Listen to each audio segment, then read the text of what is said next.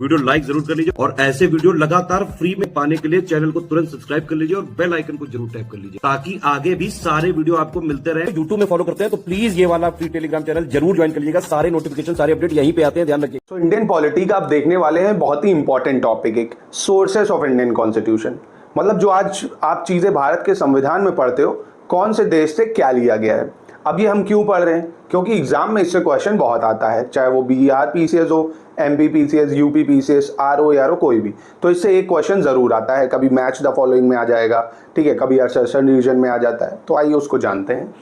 तो ब्रिटेन से हमने लिया है, सबसे पहले अंग्रेजों से शुरुआत करते हैं जिन्होंने हम पे राज किया। तो ब्रिटिश जो आज पार्लियामेंट्री सिस्टम आप देख रहे हो, ये पूरा ब्रिटिश से लिया है हमने। किससे लिया? ब्रिटिश से लिया है। अब पार्लियामेंट में आता क्या क्या है? तो भाई कैबिनेट पार्लियामेंट का ही पार्ट है, वो भी ब्रिटेन से लिए। बाई कैमरलिज्म का मतलब होता है लोकसभा राज्यसभा, 2 हाउसेस। तो ये भी प्रोसीजर हमने पार्लियामेंट का कहां से लिया है? ब्रिटेन से।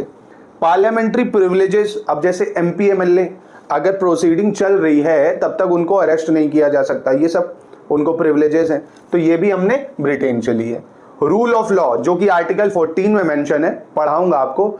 नॉट रेक्स इज लेक्स, मतलब किंग जो होगा वो लॉ नहीं बनाएगा। अब लॉ कौन बनाएगा? जनता बनाएगी, मतलब जनता द्वारा चुने गए लोग बनाएंगे, और लॉ ही सुप्रीम होगा, कोई और सुप्रीम नहीं होगा भारत। तो अभी पढ़ाऊंगा आपको। रिट पावर जो कि सुप्रीम कोर्ट की रिट पावर दी है आर्टिकल 32 में और हाई कोर्ट की आर्टिकल 226 में। जो हेबियस कॉर्पस, मैंडेमस, प्रोहिबिशन, सर्शियोररी, कोवरेंटो सब पढ़ाऊंगा। विश्वास रखो, पेशेंस रखो, अभी ये याद रखो, ठीक है। फिर बात आती है यूएसए से, मोस्ट इंपॉर्टेंट फंडामेंटल राइट। ये बहुत आता है, इस बार भी आया है बिहार पीसीएस में। तो मोस्ट इंपॉर्टेंट है फंडामेंटल राइट कहां से लिए? इंडिपेंडेंस ऑफ जुडिशरी, मतलब जुडिशरी जो है वो किसी के दबाव में काम नहीं करेगी। मतलब लोकसभा या राज्यसभा में जुडिशरी पे कोई डिस्कशन नहीं होगा। तो न्यायिक स्वतंत्रता ये हमने यूएसए से ही ली है। जुडिशियल रिव्यू, मतलब जैसे जुडिशियल रिव्यू का मतलब होता है जैसे संविधान में कोई लॉ बना, अब जुडिशरी चाहेगी तो उसको रिव्यू कर सकेगी कि वो सही है या नहीं। ब्रिटेन में ऐसा नहीं होता है कि भाई जो पार्लियामेंट के मुंह से निकल गया वो कानून बन गया, जुडिशरी को पावर ही नहीं है उसको रिव्यू करने की। बट इंडिया में ऐसा है कि अगर कोई भी लॉ हमें हार्म कर रहा है, फंडामेंटल राइट को हार्म कर रहा है, तो तुरंत सुप्रीम कोर्ट उसको स्ट्रक डाउन कर देती है। तो जुडिशियल रिव्यू हमने यूएसए ही से लिया है। इम्पीचमेंट का मतलब होता है प्रेसिडेंट को हटाना, तो इम्पीचमेंट ऑफ प्रेसिडेंट भी हमने यूएसए ही से लिया है। आर्टिकल 61 में है, ये पढ़ाऊंगा आपको, आर्टिकल 61, ठीक है। और हाई कोर्ट और सुप्रीम कोर्ट के जज को कैसे हटाना है, उसको रिमूवल कहते हैं, इम्पीचमेंट नहीं, ये याद रखिएगा। तो हाई कोर्ट और सुप्रीम कोर्ट के जज को कैसे हटाना है, ये प्रोसीजर भी हमने वहीं से लिया है। वाइस प्रेसिडेंट की पोस्ट भी हमने कहां से ली है? यूएसए से ली है। कहां से ली है? यूएसए से ली है, ठीक है। तो fundamental right, independent judiciary, vice president और आपका इम्पीचमेंट ऑफ प्रेसिडेंट, याद रखिएगा। अब आयरलैंड से हमने मोस्ट इंपॉर्टेंट डीपीएसपी लिया, ये इंपॉर्टेंट है। आयरलैंड से क्या लिया? डीपीएसपी। ये इस बार भी बिहार पीसीएस में 7 से 8 बार आ चुका है अब तक, ठीक है। तो डीपीएसपी कहां से लिया? आयरलैंड से लिया है। अब जो राज्यसभा में 12 लोग को प्रेसिडेंट नॉमिनेट करता है, वो भी हमने कहां से लिया है? आयरलैंड से लिया है। किस फील्ड में नॉमिनेट करता है, क्या आपको आइडिया है? कमेंट में बता सकते हो, आगे तो मैं पढ़ाऊंगा आपको। आयरलैंड से हमने लिया DPSP, nomination of member of Rajya Sabha. और जो प्रेसिडेंट के इलेक्शन का मेथड है वो भी हमने यहीं से लिया है। अब प्रेसिडेंट इलेक्शन मेथड मतलब प्रोपोर्शनल रिप्रेजेंटेशन, जो है कि लोकसभा के मेंबर, राज्यसभा के मेंबर, विधायक, ये लोग वोट देंगे। पढ़ाऊंगा आपको आगे, अभी ये याद रखो। Method of election of president, ये डी है। Method of election of president भी हमने वहीं से लिया है। फिर बात आती है कनाडा, भाई इस टाइम न्यूज में है तो इससे क्वेश्चन बन सकता है यूपी पीसीएस में, कि फेडरेशन विद स्ट्रॉन्ग सेंटर, मतलब हमारा सेंटर स्ट्रॉन्ग होगा, मतलब इमरजेंसी लगने पे स्टेट सेंटर पे कंट्रोल नहीं कर पाएगा, सेंटर स्टेट पे कंट्रोल कर लेगा। मतलब केंद्र का राज्यों पे कंट्रोल हो सकता है जब इमरजेंसी लगी हो, प्रेसिडेंट रूल लगाओ। ये हमने कनाडा से लिया है। और ये जो गवर्नर है अपॉइंट करता है कौन? प्रेसिडेंट। तो ये भी हमने वहीं से लिया है, appointment of governor bye centre. दूसरा है एडवाइजरी ज्यूरिसडिक्शन, जो कि आर्टिकल 143 में है कि सुप्रीम कोर्ट जो है एडवाइस दे सकता है और वो एडवाइस बाइंडिंग नहीं होगी, है ना। तो एडवाइजरी ज्यूरिसडिक्शन है, सुप्रीम कोर्ट जब चाहे प्रेसिडेंट को एडवाइस दे सकता है, पर वो एडवाइस बाइंडिंग नहीं है। तो दिस इज अबाउट कनाडा। अब देखते हैं ऑस्ट्रेलिया, जर्मनी, जापान, इनसे क्या लिया है। ऑस्ट्रेलिया से हमने लिया है मोस्ट इंपॉर्टेंट चीज कंकरेंट लिस्ट। ये बहुत इंपॉर्टेंट है, कंकरेंट लिस्ट कई बार आया है।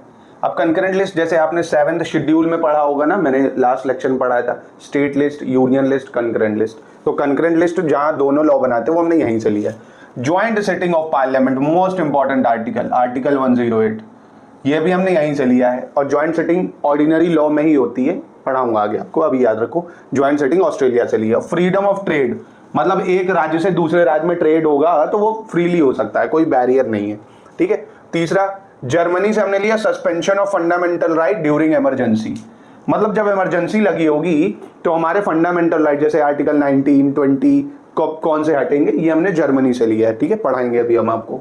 तो जर्मनी से याद रखो suspension of fundamental right during emergency.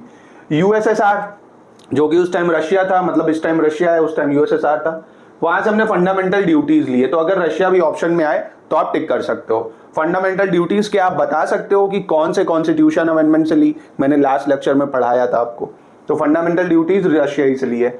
और आइडिया ऑफ जस्टिस, जस्टिस मतलब 3 तरह के जस्टिस होते हैं हमारे प्रियम्बल में, सोशल, इकोनॉमिकल, पॉलिटिकल, मतलब सामाजिक न्याय सबको मिलेगा, ये नहीं होगा कि कोई एक आदमी को ज्यादा प्रिविलेज मिले दूसरे को नहीं। इकोनॉमिकली मतलब फाइनेंशियली सब इक्वल होंगे। पॉलिटिकली मतलब पार्लियामेंट में देखो वुमेन को भी जगह मिल रही है, मेन को भी मिल रही है ना, तो 3 तरह के जस्टिस होंगे, सोशल, इकोनॉमिक, पॉलिटिकल। रिपब्लिक जो आइडिया है वो हमने फ्रांस से लिया है। कहां से लिया है? फ्रांस से रिपब्लिक टर्म लिया। अब रिपब्लिक का मतलब होता है इलेक्टेड हेड, जैसे राष्ट्रपति, ठीक है, मतलब मोनार्की नहीं हेड होगा। जैसे ब्रिटेन में क्या है, रिपब्लिक नहीं है, मोनार्की है, वहां पे हेड ऑफ द जो स्टेट है वो मतलब प्रेसिडेंट नहीं है, राजा, फिर उसका बेटा, फिर उसका बेटा, पारिवारिक सिस्टम है।